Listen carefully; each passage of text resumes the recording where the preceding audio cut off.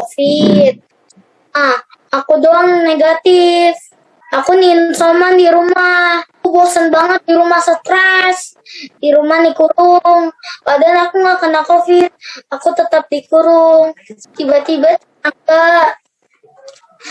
tetangga dan teman-teman mama kirimkan makanan. Dan aku bersyukur.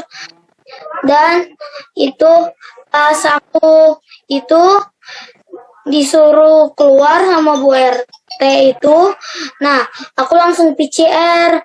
PCR-nya itu pas aku lihat itu negatif, langsung aku pindah ke rumah aku yang di Karanganyar. Nah, situ mukjizat Tuhan itu, Tuhan menyembuhkan keluarga aku, mama, papa, koko, kena COVID, tapi Tuhan menyembuhkan. Awalnya saya agak malu karena saya belum kenal dengan yang lainnya. Papi Mami sudah mendorong supaya saya melayani Tuhan karena saya sudah merasakan diberkati di Komsel. Saya jadi rajin saat teduh dan saya diberi kesempatan sharing firman Tuhan. Saya juga sebenarnya ingin ada teman-teman sekolah saya bisa mengenal Tuhan sama seperti saya. Papi Mami minta saya doakan lebih dulu teman yang saya mau ajak Komsel. Baru setelah itu saya ajak mereka. Puji Tuhan, satu teman baik saya mau ikut Komsel. Akhirnya saya jadi lebih semangat ingin ajak teman-teman saya yang lainnya. Sampai sekarang teman yang saya bawa ke Komsel ada 4 orang. Jadi semakin banyak anak-anak mengenal Tuhan Yesus dan sama-sama kami bisa bertumbuh di dalam Yesus.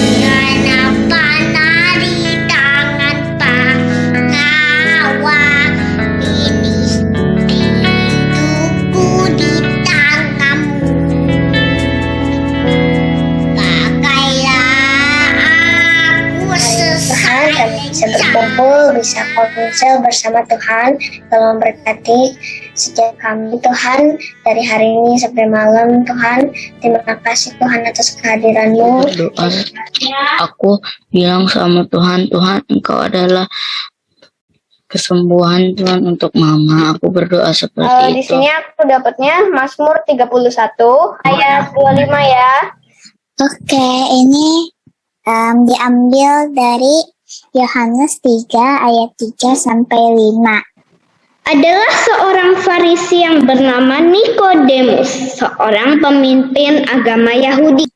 Jadi dari ayat ini kita belajar kalau kita belum dilahirkan baru, belum dilahirkan kembali, kita tidak dapat bisa melihat kerajaan Allah. Jadi kalau kita berharap sama Tuhan, Tuhan pasti jawab setiap doa kita. Nah, apapun kesulitan kita, Tuhan pasti menyertai kita. Tuhan sangat senang, apalagi teman-teman di sini semua memberikan waktunya ya untuk kumpul sama-sama, untuk mau mendengarkan firman, mau berbagi, sharing. Nanti kita sama-sama di sini ya. Kesudahan zaman semakin dekat. Tidakkah kau dengar jerit putus asa? Telah banyak nabi Tuhan beritakan kedatangannya, sebab bumi takkan bertahan di hari penghakiman. Berpeganglah teguh pada iman.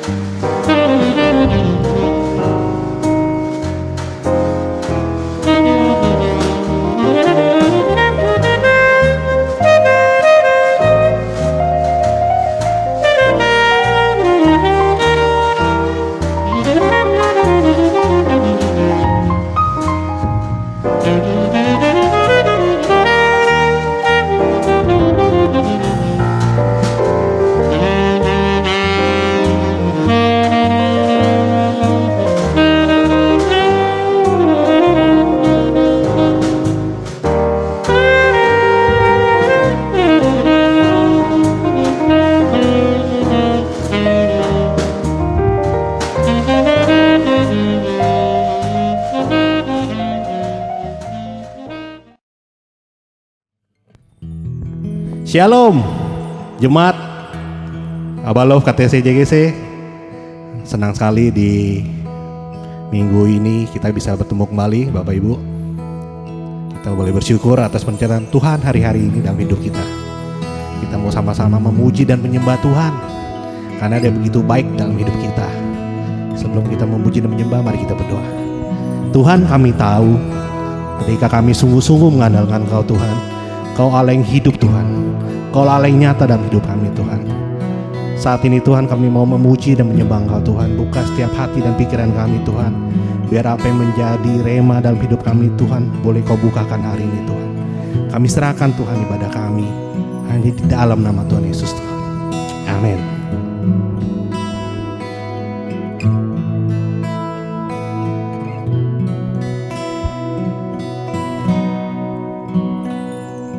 Betapa ajaib dan dahsyatnya Tuhan kejadianku.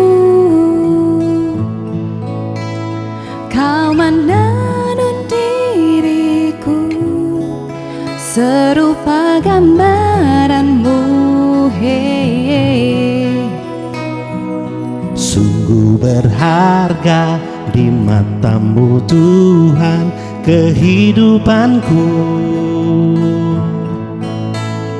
Kau membawa hatiku mendekat erat dengan hati-Mu. Ku mengangkat wajahku memandang keindahan-Mu Yesus. Syukur bagi kesetiaan-Mu di sepanjang hidupku. Dan ku angkat tanganku ke tata kasih dan karunia-Mu. Tak sekalipun Kau tinggalkanku, Yesus sahabatku.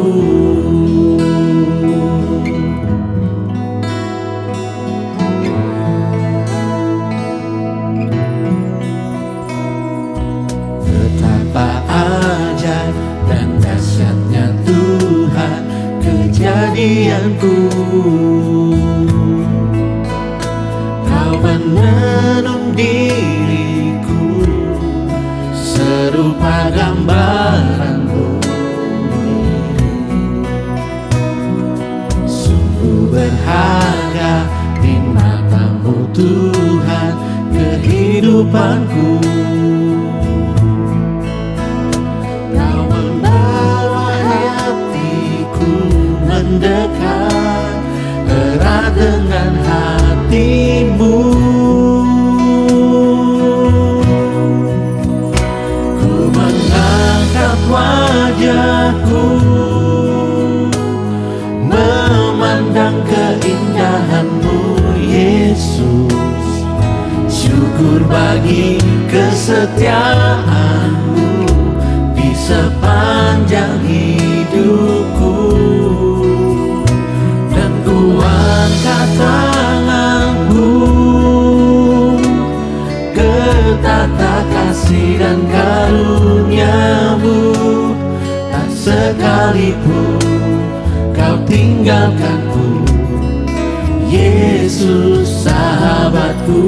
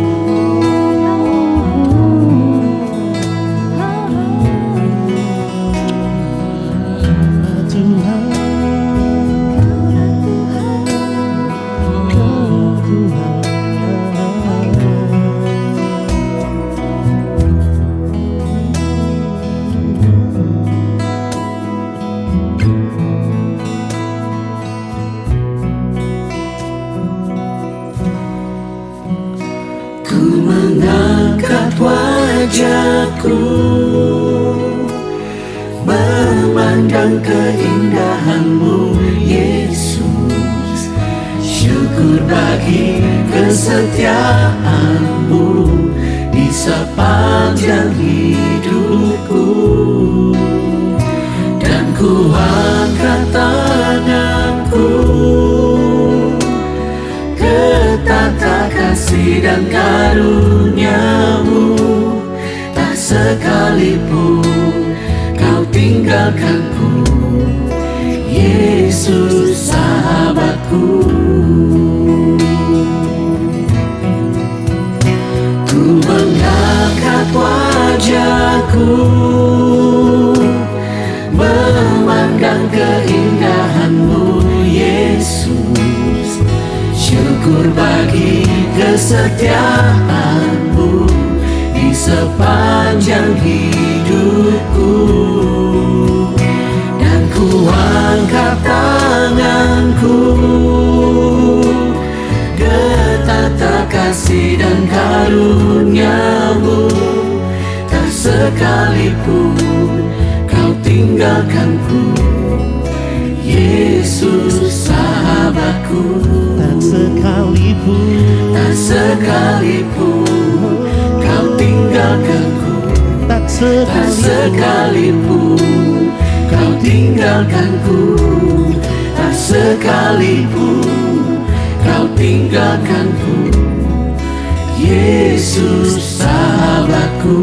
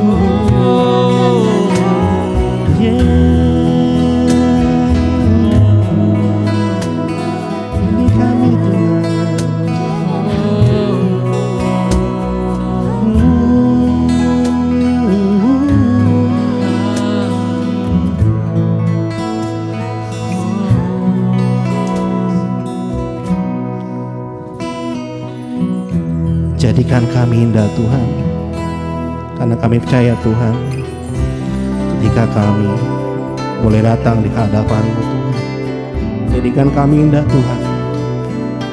Biar lewat hidup kami Tuhan, nampak kerajaan-Mu Tuhan.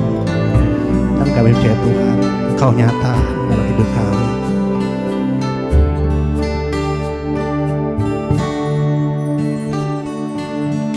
Datang ya Bapa dalam kerinduan, memandang keindahan-Mu. Ku berikan segalanya, semuanya yang ada. Ku ingin menyenangkan hati-Mu, oh Tuhan.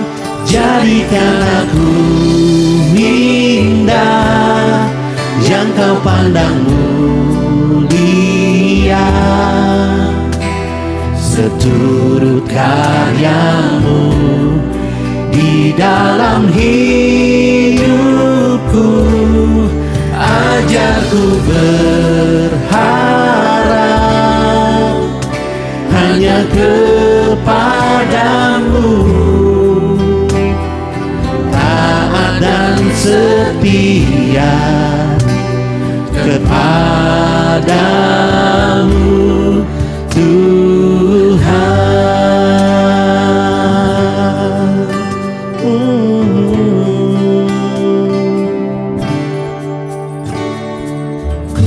Datang ya Bapa dalam kerinduan,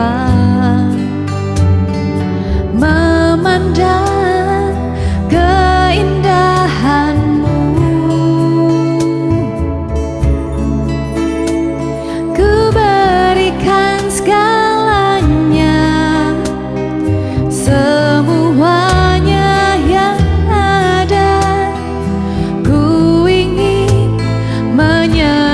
Lembutkan hatimu, oh Tuhan. Jadikan aku indah yang kau pandang mulia, seturut karyamu di dalam hidupku. Ajarku berharap hanya kepadamu, taat dan setia kepadamu, Tuhan.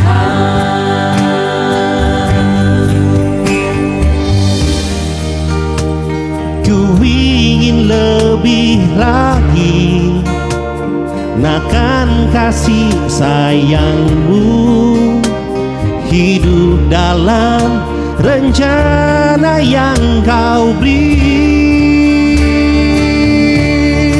Jadikan aku indah yang kau pandang mulia, seturut karyamu di dalam hidupku. Ajarku berharap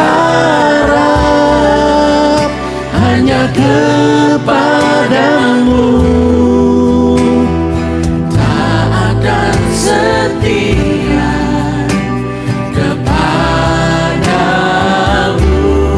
Tuhan. Jadikan kami indah Tuhan, Jadikan aku indah yang kau pandang mulia, seturut karyamu di dalam hidupku. Ajarku berharap hanya kepadamu, taat dan setia kepadamu, Tuhan. Oh, jadikan aku indah yang kau pandang mulia, seturut karyamu di dalam hidupku. Ajarku berharap hanya kepadamu, taat dan setia kepadamu, Tuhan. Taat dan setia, taat dan setia, taat dan setia kepadamu,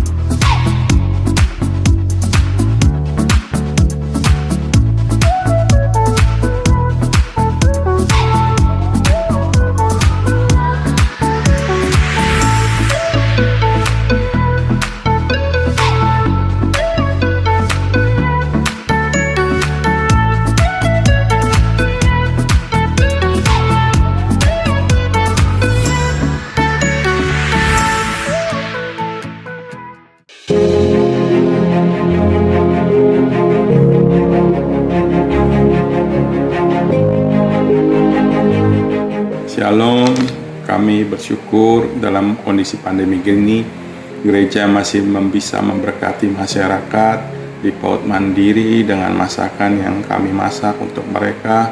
Dan saya sangat bersyukur bisa langsung bersama dengan istri memberikan langsung kepada mereka pribadi lepas pribadi. Dan saya mengharapkan bahwa setiap daripada kita turut terlibat dalam gereja memberkati masyarakat sekitar. Amin. Perkenalkan, nama saya Ade Rahel. Saya mempunyai bisnis kuliner, food and drink. Saya sangat diberkati, saya sangat terharu karena gereja begitu peduli kepada sekitar lingkungan yang ada bersama kita, apalagi kondisi PPKM ini. Saya rindu setiap kita bisa terlibat aktif di dalam kondisi seperti ini. Peduli akan bangsa, peduli akan Indonesia. Mengerjakan nasi paket sangat bermanfaat, terutama buat kami juga dan juga untuk anak Tuhan yang lainnya. Terima kasih untuk semua penatua dan tubuh Kristus area Abalov. Amin. Ya, kesan dari kita senang. Mereka senang semua. Kelihatan gitu, apalagi yang penduduk di belakang pusat kuliner itu. Begitu kita undang tuh seakan-akan tuh kayak mereka duduk kayak pesta gitu, senang banget, kayak datang dalam acara apa gitu. Dan kita juga yang membuatnya jadi ikut senang gitu, lihat ya ampun, kasihan juga ya. Nah, mereka senang gitu, kita jadi terharu gitu, kayak gimana gitu. Saudara kita, saya merasa terbantu, saya merasa tertolong sekali karena memang efek dari pandemi ini saya nggak bisa jualan lagi di kantin. Dulunya saya jualan di kantin sekolah, dan berkat adanya kegiatan ini saya bisa juga memberkati dengan masakan saya, dan saya sendiri merasa tertolong dan diberkati.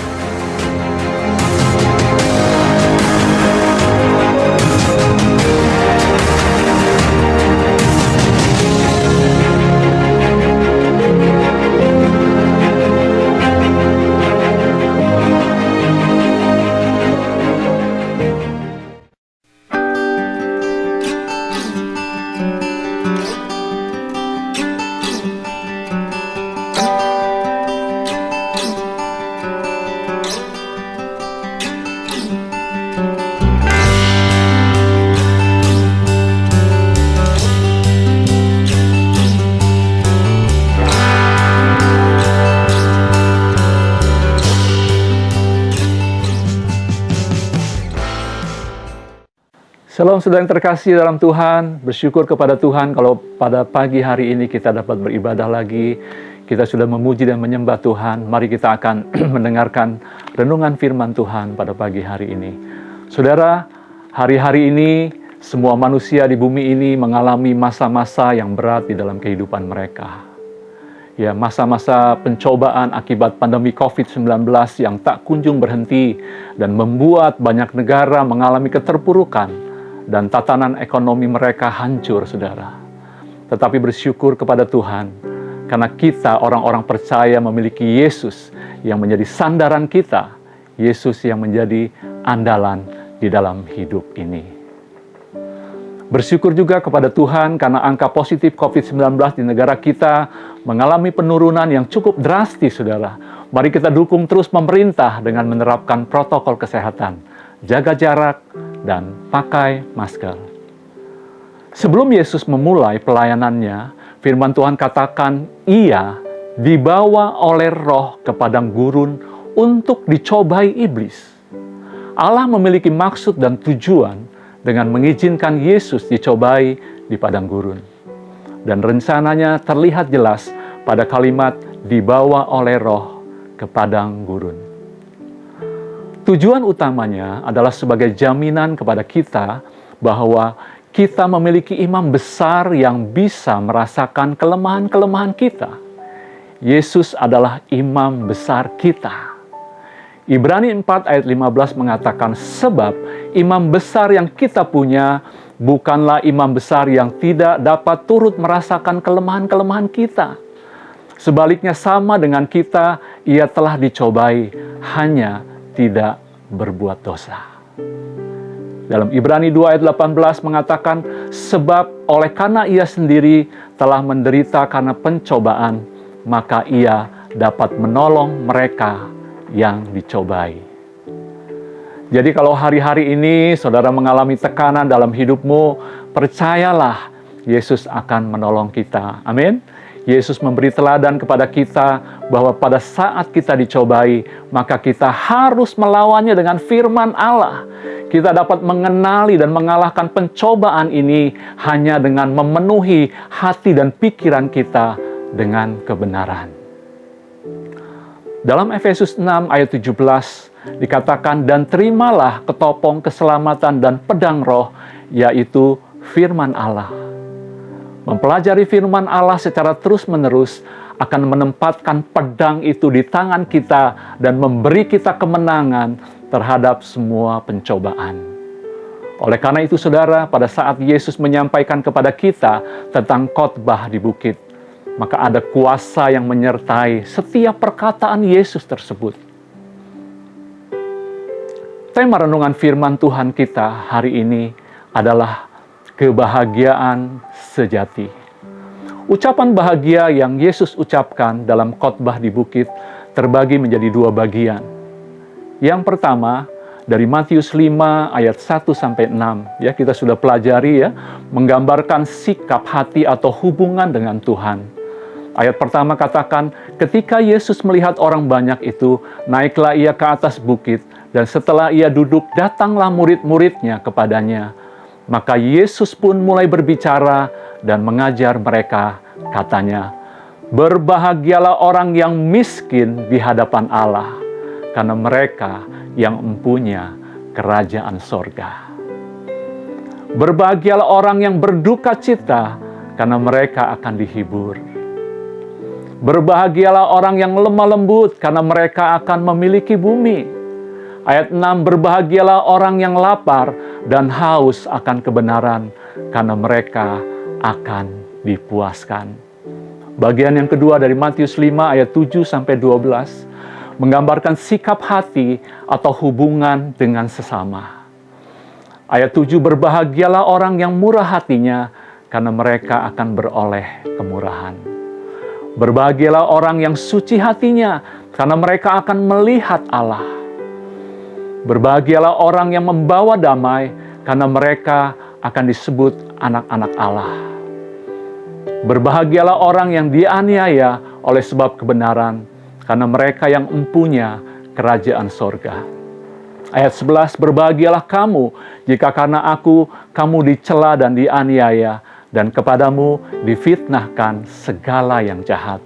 Bersukacitalah dan bergembiralah, karena upahmu besar di sorga, sebab demikian juga telah dianiaya nabi-nabi yang sebelum kamu. Saudara, kata berbahagialah di sini adalah suatu kebahagiaan yang sejati. Kata berbahagialah diambil dari bahasa Yunani makarios, yang berarti kesejahteraan atau kemakmuran sejati. Kebahagiaan yang tidak bergantung kepada situasi atau keadaan yang dari luar.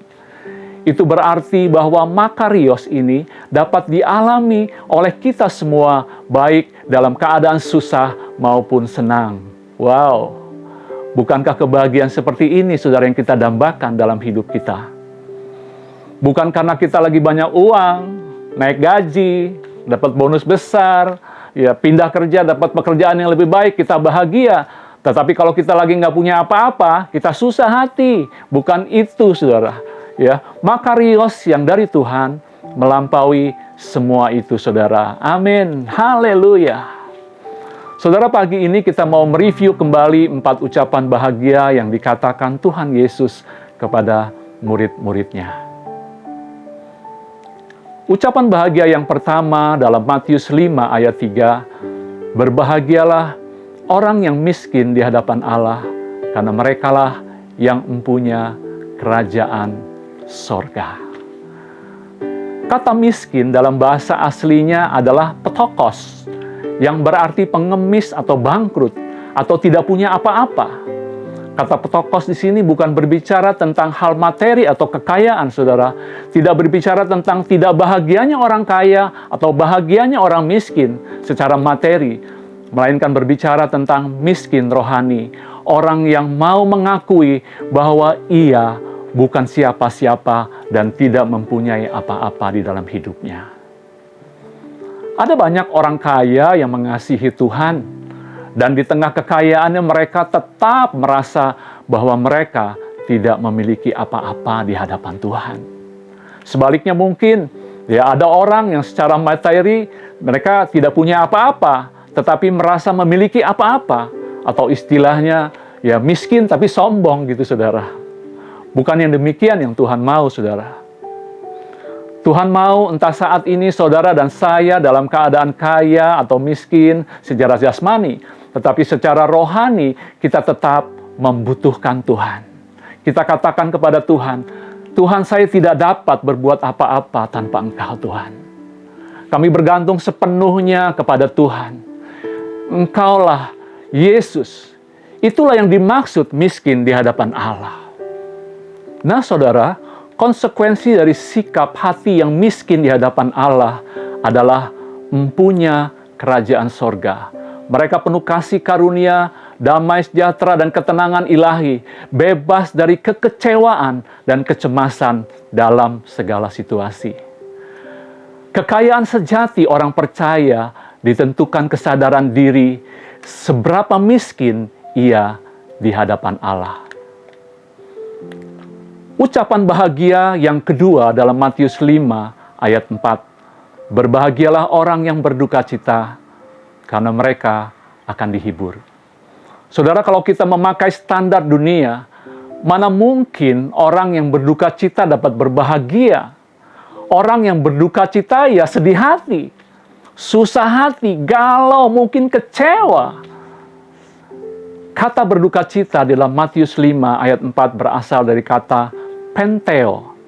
Kata penteo di sini biasanya dipakai untuk menjelaskan dua situasi. Yang pertama adalah kesedihan karena orang yang dikasihi sakit atau meninggal dunia. Yang kedua adalah penyesalan karena dosa yang telah diperbuat. Di dalam Mazmur 51 ayat 1-4 dikatakan, untuk pemimpin biduan, Mazmur Daud, ketika Nabi Nathan datang kepadanya setelah ia menghampiri Betsheba, kasihanilah aku ya Allah menurut kasih setiamu, hapuskanlah pelanggaranku menurut rahmatmu yang besar. Bersihkanlah aku seluruhnya dari kesalahanku, dan tahirkanlah aku dari dosaku. Dari ayat tersebut, kita melihat bahwa Daud menyesal ketika ditegur oleh Tuhan melalui Nabi Nathan. Apa yang telah diperbuat oleh Daud, saudara? Daud merebut istri orang dan membunuh suaminya. Perbuatan yang najis dan jahat di mata Tuhan. Hal inilah yang menyebabkan keturunan Daud tidak lepas dari pedang dan darah sejak peristiwa itu. Tetapi pertanyaannya, saudara, mengapa Tuhan mengatakan bahwa Daud adalah seorang yang berkenan di hati Tuhan? Jawabannya ada dalam Kisah 3 ayat 22. Berbunyi setelah Saul disingkirkan Allah, mengangkat Daud menjadi raja mereka. Tentang Daud Allah telah mengatakan, aku telah mendapat Daud bin Isai seorang yang berkenan di hatiku dan yang melakukan segala kehendakku. Karena Daud begitu mengasihi Tuhan, selalu melakukan segala kehendak Tuhan, sehingga ketika Daud berbuat dosa, Tuhan menegur Daud. Ia bertobat dan berbalik kepada Tuhan dengan segenap hatinya, maka Tuhan mengampuni segala dosanya. Dalam Mazmur 51 ayat 19, Daud mengatakan, korban sembelihan kepada Allah ialah jiwa yang hancur, hati yang patah dan remuk tidak akan kau pandang hina, ya Allah. Jadi itulah, saudara, yang dimaksud oleh Yesus. Berbahagialah orang yang berduka cita, karena mereka akan mendapat penghiburan dari Tuhan. Yang ketiga, saudara, Ucapan bahagia yang ketiga dalam Matius 5 ayat 5 berbunyi, berbahagialah orang yang lemah lembut karena mereka akan memiliki bumi.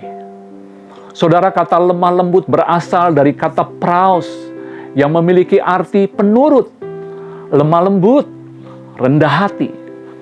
Kata praus ini juga digunakan sebagai sebuah ekspresi dari hewan liar yang telah dijinakkan dan dilatih menjadi hewan peliharaan. Saudara, kita tahu bahwa hewan liar sangat independen. Mereka mencari makan sendiri dengan kekuatannya sendiri.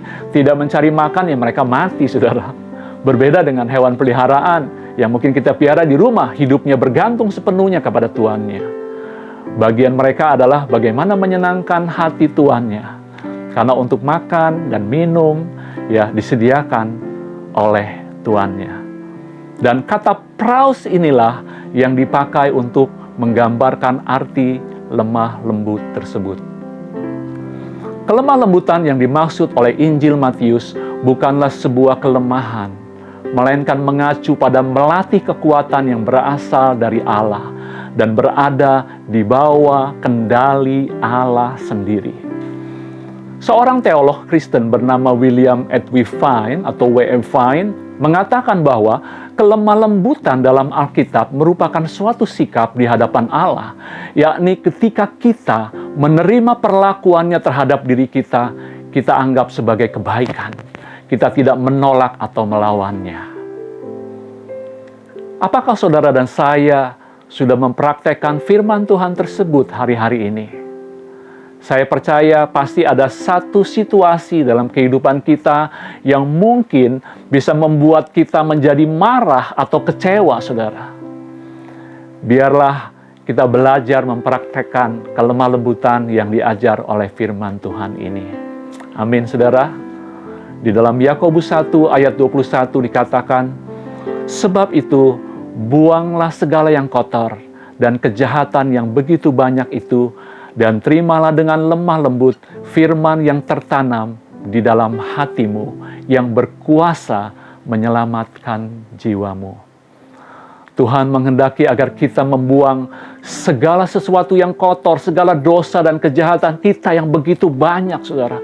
Mungkin di mata orang lain, kita adalah pribadi yang baik-baik saja, saudara. Namun Tuhan mengetahui apa yang sesungguhnya ada di dalam hati saya dan hati saudara.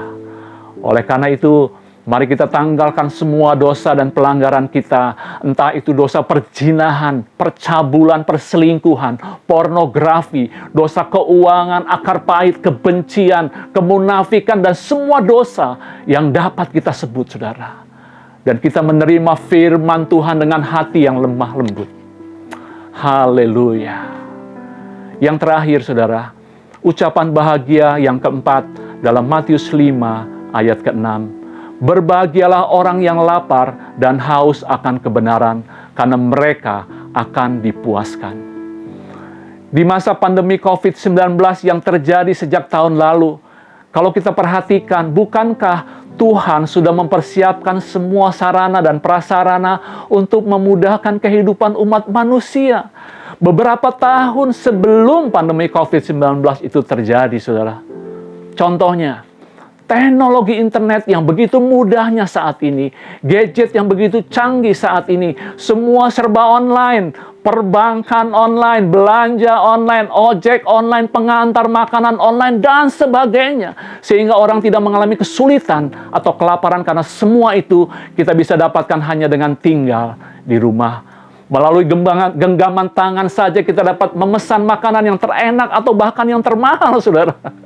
Ya, bayangkan kalau pandemi COVID-19 ini terjadi 30 atau 40 tahun yang lalu.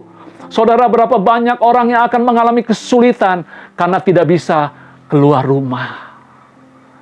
Di dalam Matius 5 ayat 6, Tuhan Yesus tidak berbicara tentang kelaparan dan kehausan secara jasmani, melainkan kelaparan dan kehausan secara rohani. Lapar dan haus akan kebenaran. Sehingga orang yang disebut berbahagia adalah orang yang lapar dan haus pada hal-hal rohani, yaitu seluruh kebenaran Allah di dalam Kristus dan hidup seperti Kristus dalam ketaatan kepada Bapa. Ada tokoh-tokoh dalam Alkitab yang dapat menjadi contoh tentang hal ini, saudara. Yang pertama, ya, kita akan melihat adalah Musa. Di dalam Kejadian Keluaran 33 ayat 13, maka sekarang, jika aku kiranya mendapat kasih karunia di hadapanmu, beritahukanlah kiranya jalanmu kepadaku, sehingga aku mengenal engkau, supaya aku tetap mendapat kasih karunia di hadapanmu.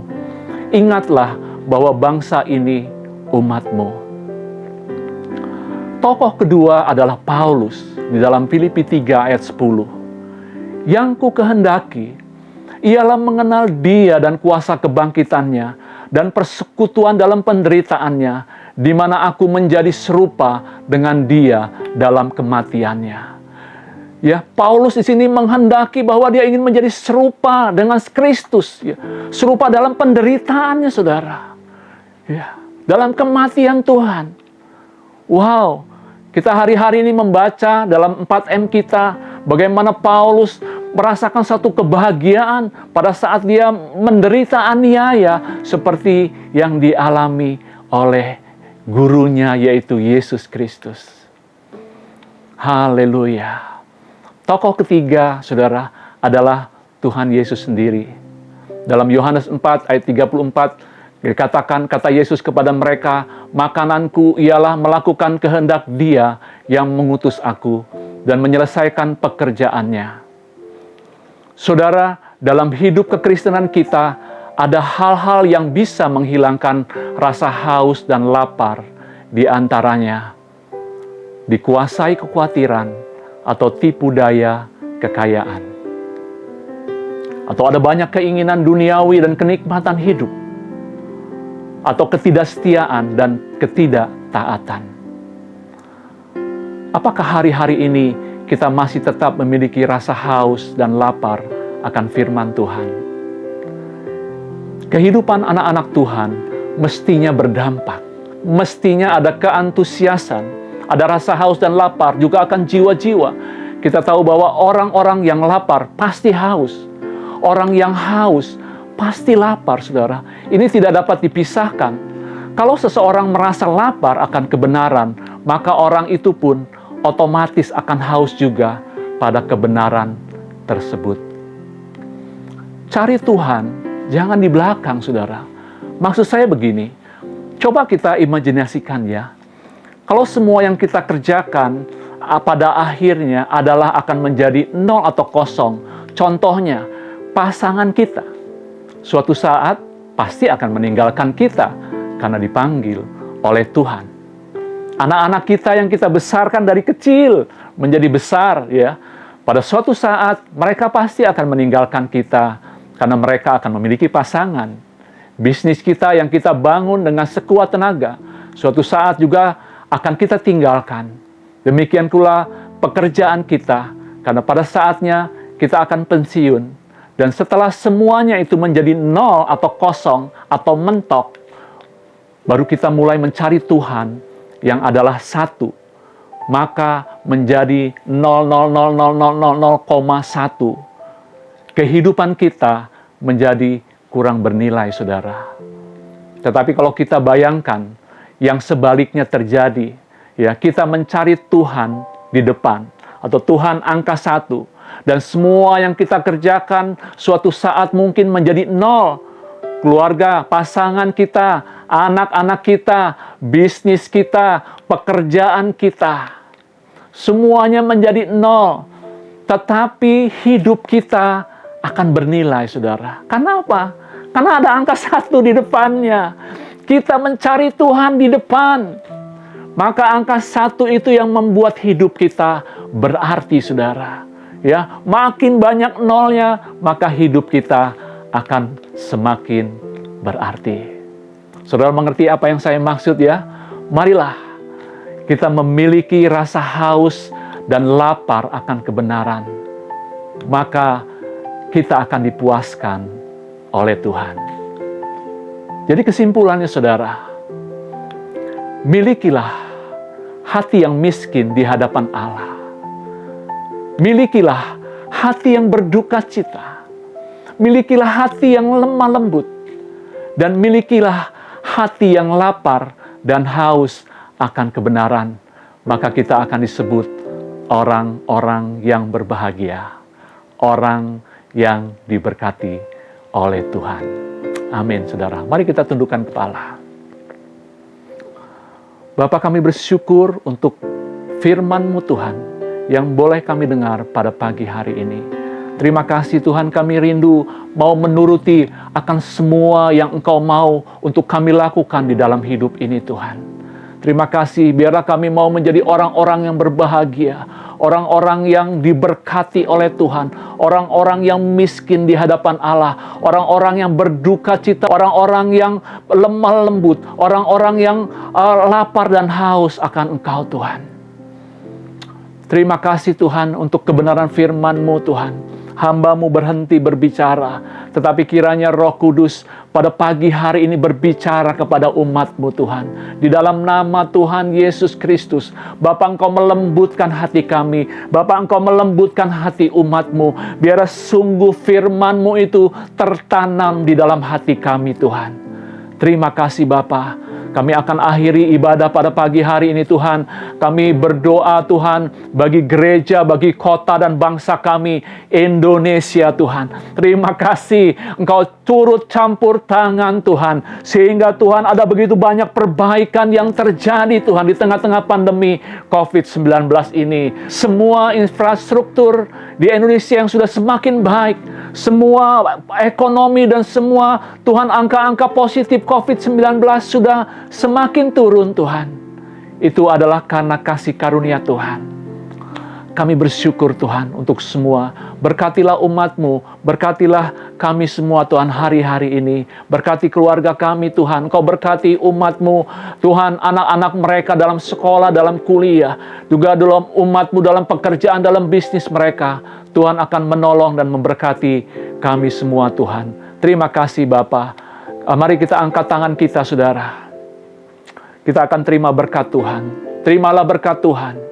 Berkat dari Allah Bapa, cinta kasih dari Tuhan Yesus Kristus, dengan penyertaan Roh Kudus, menyertai kami mulai hari ini sampai selama-lamanya.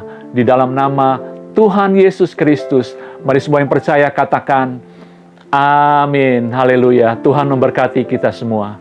Amin.